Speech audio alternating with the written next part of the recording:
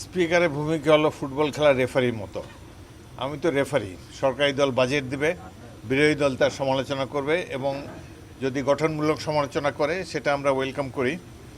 আমি দেখব যাতে বিরোধী দল তাদের দায়িত্ব পালন করার জন্য পর্যাপ্ত সময় পায় এবং সরকারি দল এবং বিরোধী দলের মধ্যে একটি সহযোগিতার মনোভাব আমি আগে সংসদে লক্ষ্য করেছি।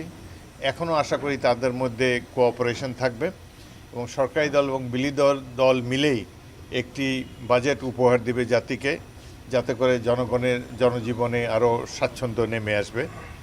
তো আমরা আশা করি যে বিগত যেই সহযোগিতা মনোভাব প্রথম দিনের প্রথম অধিবেশনে দেখতে পেয়েছি, বাজেট অধিবেশনও আমরা আশা করি সেটি দেখতে পাবো এবং আমার ধারণা এখন পর্যন্ত আমাদের এই জাতীয় সংসদ জনগণের আশা পূরণে সক্ষম হয়েছে। আগামী দিনগুলোতে তারা আরও ভালো ভূমিকা রাখতে পারবে এবং দেশবাসীর এই সংসদকে নিয়ে যা তাদের আশা আকাঙ্ক্ষা সেটি বাস্তবায়নের জন্য প্রত্যেকটি সংসদ সদস্য উদ্যোগী হবেন বলে আমি আশা রাখি।